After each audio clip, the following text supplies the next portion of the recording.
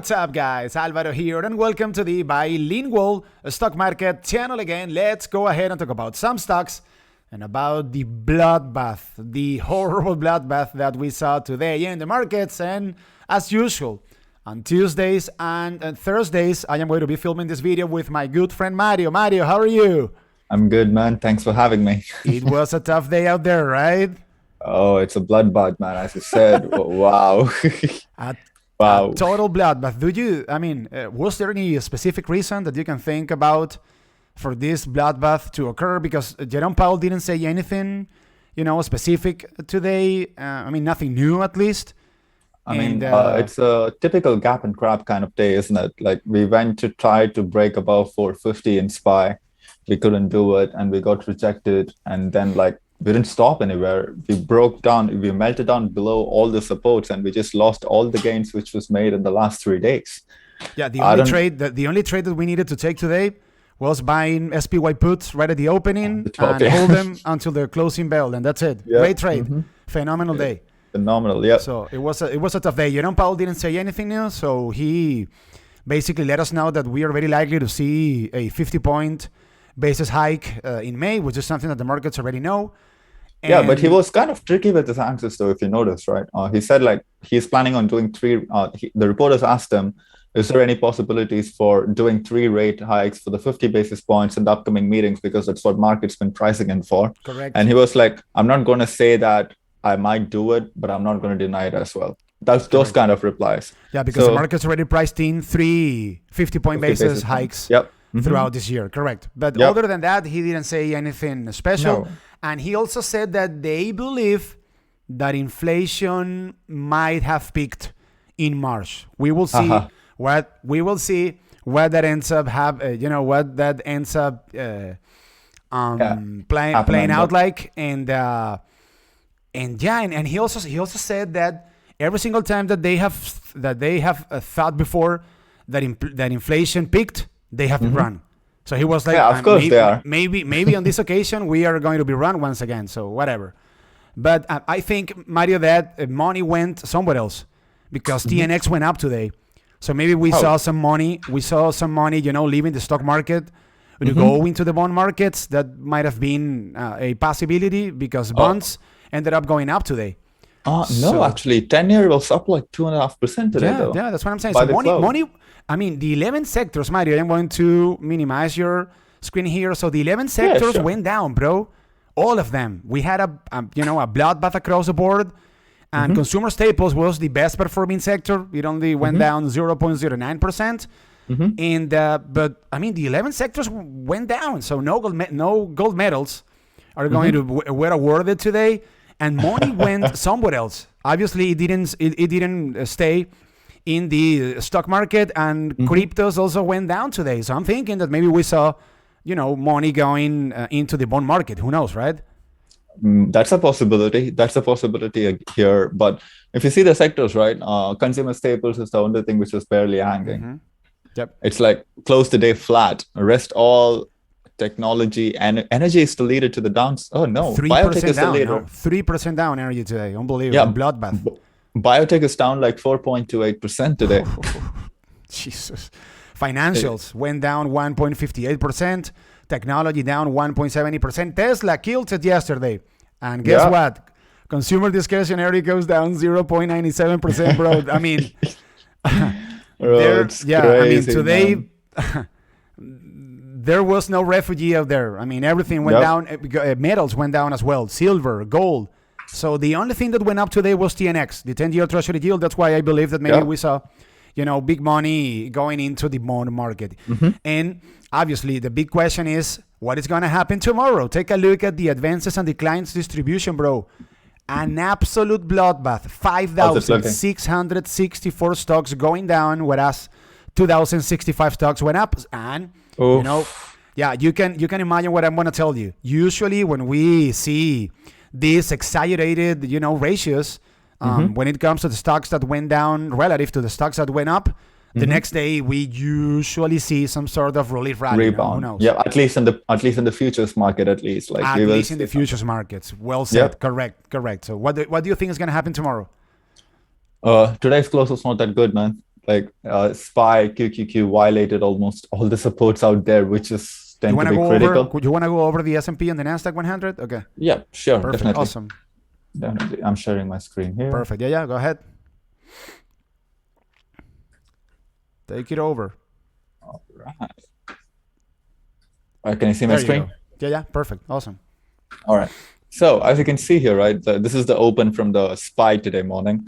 And we opened, let me remove off the extended trading session. So just go to the regular. All right. As you can see, we had a huge gap up today morning, right? We had a huge gap up today morning and we found resistance. We had a resistance line over here at 449.59. And then we tried to break above it, got rejected exactly at 450.01. Yeah, but and then I mean, to the penny, right? Unbelievable. To the penny, like 450.01 is the rejection over there. And then from there was no bounce, man. You can see a 5-minute chart over there.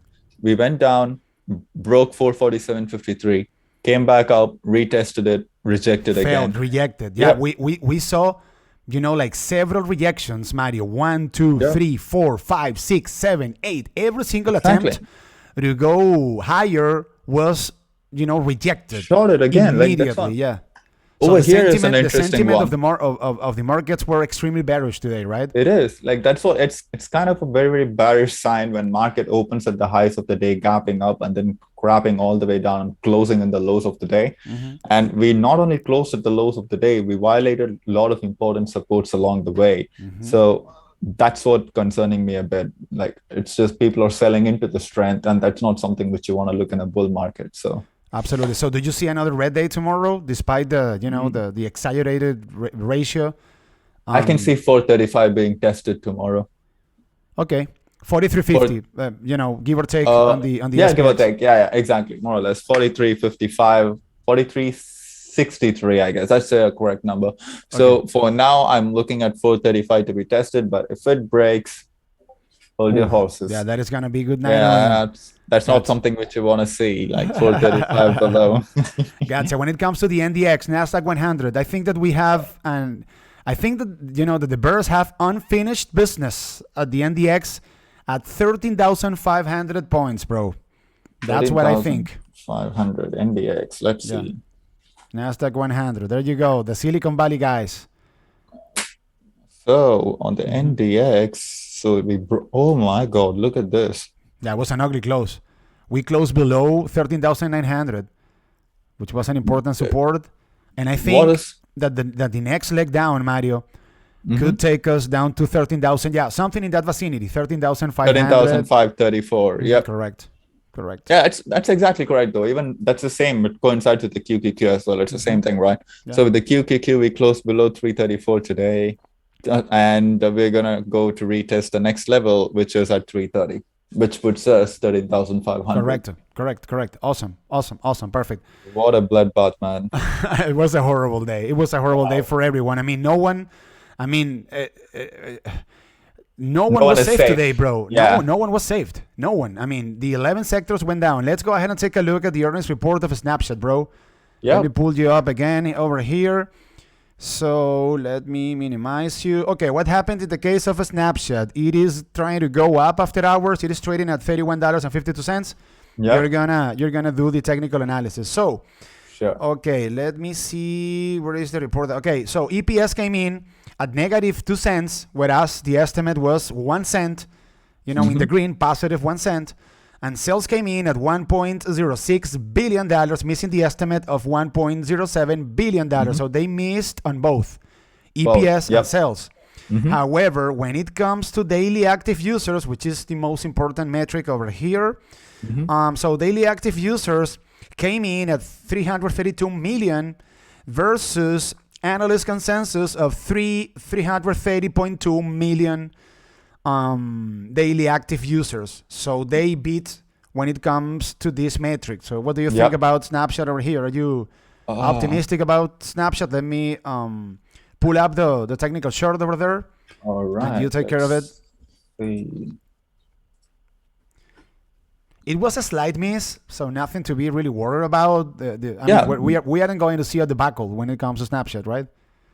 I mean, the thing about Snapchat, right? If you take a look at Netflix, the main reason why the Netflix tanked is because the number of users who are like active in it has been missing. They lost on the new number of users which they are supposed to add. But Snapchat did deliver on that. And I still got to take a look at the ad side of things, how the ad side of things are going on, so we can actually like use this data to come up with the prediction for Google, Facebook, and other stocks in the future. So we got to take a look at that. But price action wise, we still are in a downtrend. We still are in below all the moving averages, and we're trying to poke about the trend line over here, and we can go ahead and test $32 tomorrow if it's a bullish day. If we get rejected here, we're going to come back all the way down again to the same path, which is at $28. That's at around $32, right? Yeah, the resistance around 32.15. Okay. So that's an important spot for the bulls tomorrow, right? Yeah, that is quite important. If they can take it on, what's the next gap? Next one, we're talking about $33.70, and the important one at $35.04. Okay. Yeah. Okay. Perfect. So, I mean, it was a decent report, despite the fact that they missed on both EPS and revenue. But on the other hand, they added more people. They added more people, correct. Daily active users went up, which is positive. Shopify, bro, go ahead and take a look at that disaster. Oh, dude, I didn't take a look at it yet. If you had told me in November that this thing was going to be trading at below $500, bro, in April of this year, I mean, I wouldn't have believed it. Unreal, bro. So Shopify closed today's trading session at $483. Bro. So, November 2021, it was trading at 1,700. Unbelievable. So the process of multiple compression that is going on as of now is no joke. Absolutely, right?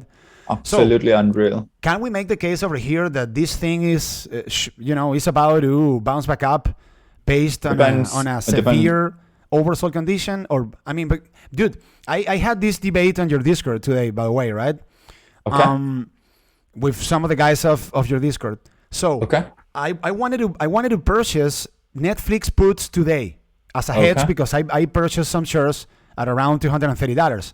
But Netflix is extremely oversold, bro. So I cannot purchase put options with a stock which RSI is sitting at around, I don't know, 19 points, 15 points on the 4-hour chart. So I cannot get puts over here. And the same situation is going on for me in the case of Shopify. Okay. These things are extremely oversold. It's not that bad though, bro. I mean, yeah, I understand it's been oversold, and but if you notice something, right, stocks can stay oversold for a long period of time, and if you just miss out on it, they can still go lower. Yeah, exactly. But I perceive that the probability of success of a trade goes against me if I start a trade with a stock that is severely oversold. So that's why I didn't try anything. I got a rebuttal Shopify, for you. Right? I got a rebuttal for you. Let's debate. Look here. This is PayPal, all right? February 2nd, 2022. Yep. RSI is at 23. The daily chart, and it kept on dropping. It's daily. When it came to the 23, the stock was at $133. So if you missed out because RSI is kind of low, you would have missed out all this trade all the way down to $94. Yep. And RSI didn't do shit. Like, it's just been going down and down and down and down and down. It bottomed at $19.95. But I do agree that with RSI at this low, the probability of you actually don't use the RSI at all, right? This is not an indicator that you. No, I learned it the hard way. I learned it the hard way. Because I did the same thing with Apple, right? Like when Apple was trading at around $130. I got in at Apple when it was trading at 125, and I traded it to 130, and I got out because RSI was kind of high, and then it went all the way to 160 without me, and then that's when I started hating RSI. Gotcha. So you wouldn't do anything on Shopify. Would you buy puts on Shopify here? Shopify. I just had 2 numbers drawn in Shopify. Okay. This thing is below $500. I'm not gonna touch it with puts. Because I do use the RSI a lot, but in your case, would you buy puts RSI here? RSI is not that low, bro. I don't know why you're so concerned with this. Like I we can have see it. RSI. Maybe I'm mistaken. Can you please let me show you Thinkorswim quickly? Yeah, sure. Maybe I'm mistaken about the RSI, and I'm. Yeah, we are only Let RSI me is pull not up. even Yeah, let me pull below up 30 here. here. Let me pull it up over here. Yeah. Because I think that is very low, or maybe I'm mistaken. Maybe the RSI that is extremely low is the RSI of Netflix. So let me pull up here the 4-hour chart. I mean, I have it at 25 points on the 4-hour chart, and in the case of Netflix, I have it. Let me see, because in order to measure the RSI, I use the 4-hour chart. In the case of Netflix, 14 points, extremely low. All right, bro. In order to correct this, right, we can do something like this. Let me show you. If we want to like correct those RSI in the 4 hours and then keep continuing downwards, I think we still have an unfinished business to finish at around $457 in Snap. In Shopify. Correct. Shopify. Sorry. So if we want to correct this RSI in the 4 hours, the best thing we can do is go back up, run a test to like $513. That will correct the RSI in the 4 hours, get rejected, come all the way back down. Yeah, the RSI is gonna go. It's gonna bounce back up.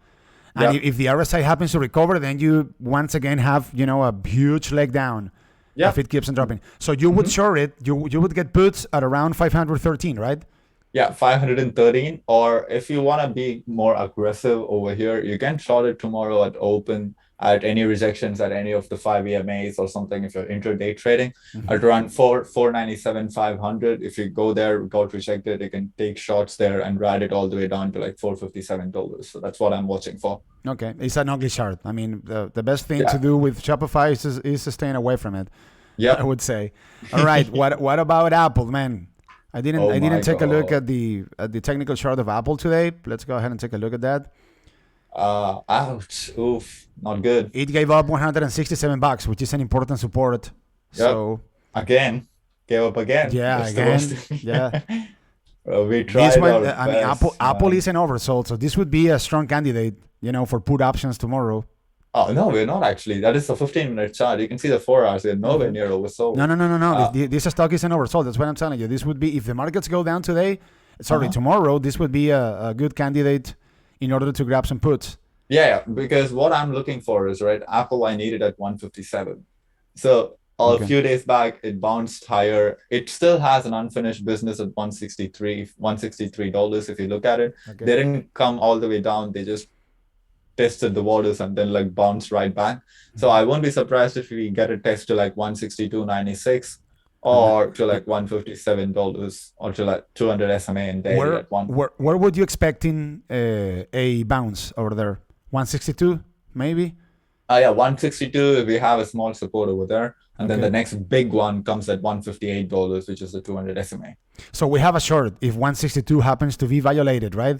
Yep, we have a short for like $4 to the downside. Yeah. Oh, that would be $4, man. Put options. Yep. That would make that would make my Friday. Okay, perfect. Okay, Tesla, my Tesla. It sold off today aggressively, man. Do you remember that I told you on Tuesday that this was gonna be a sell the rip event, regardless of whatever Tesla was going to report? And take a look.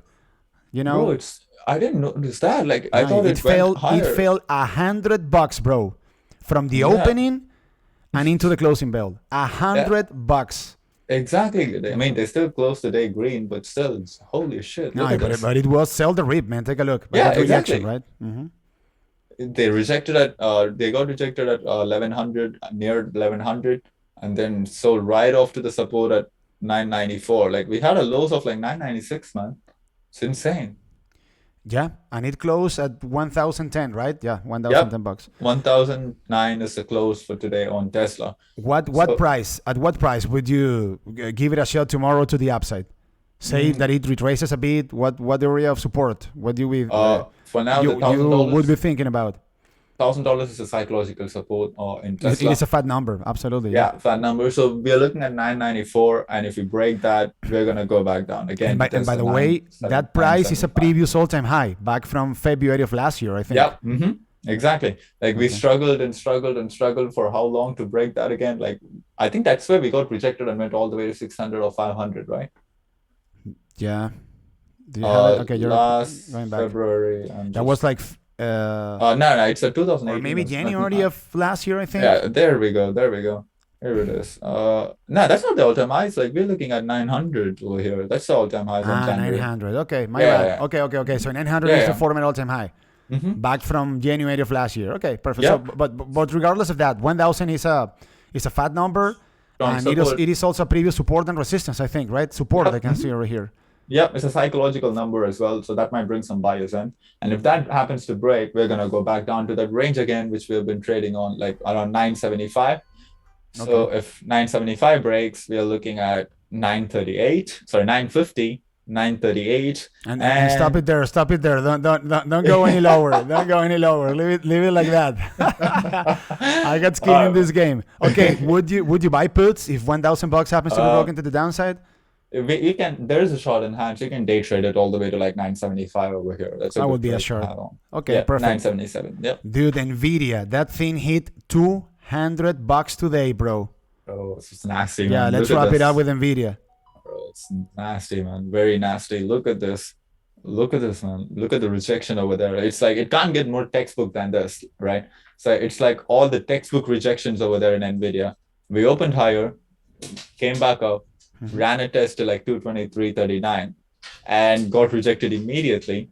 Came back down, found support at 212, bounced a little, rejected, came back down, found the support at 208, rejected, came back down. Found a support at 206. Man, this is like, it doesn't want to stop.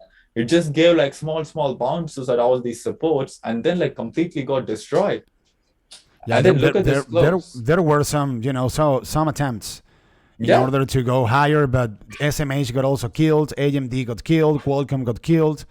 So it was a very tough day for the semiconductors. Yeah. I'm just happy they held like 200 to the close, I was scared that they're going to lose 200 and they're going to go all the way to 197. If 200 was lost on Nvidia, that's when you should be concerned, actually. It's crazy, man.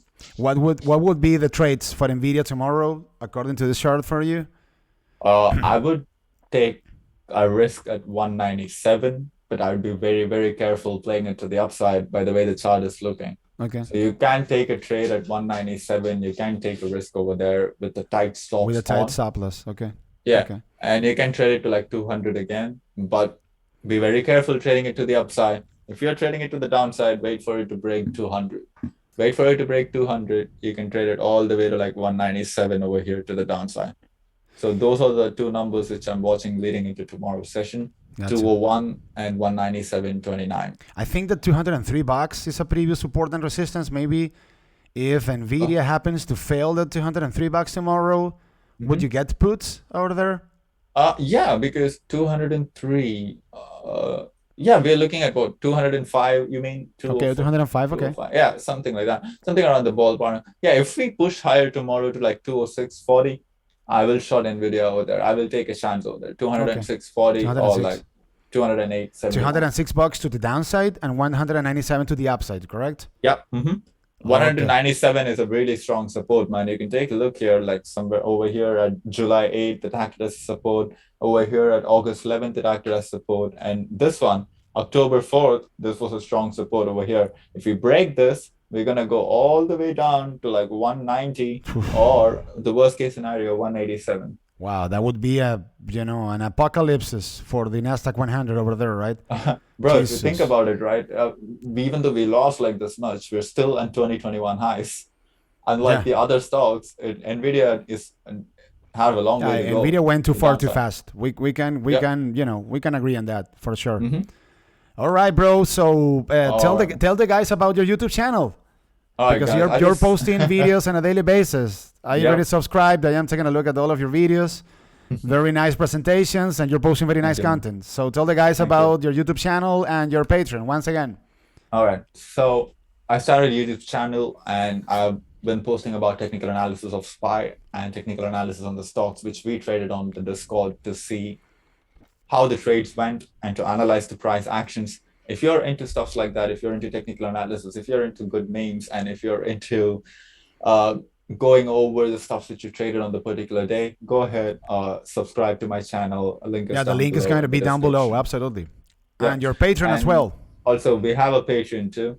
And we are posting our daily alerts on the Patreon every single day before market open and the market close. Today we took a trade on United Airlines, and it was pretty good one. A lot of people made money, and we do also analyze stocks, and we do also analyze price actions on a daily basis. If you're a type of person who wants to brainstorm technical analysis or brainstorm different trade ideas and make money by doing that, go ahead, join the Patreon as well. The link is down below in the description. And on your Patreon, I am going to be there because I am very active, in the main trading chat. And if you guys also want to be in touch with me throughout the training session, go ahead and sign up for Mario's Patreon. Very, very, very good deal over there. So thank you very much for your help, bro. See you next Tuesday. And let's see what happens tomorrow, because today was an absolute bloodbath. So we'll see what happens tomorrow. So thank you very much, guys, for your attention. And I will see you guys next Monday. So you guys have a very nice weekend. Bye. Take care, bro. Bye-bye.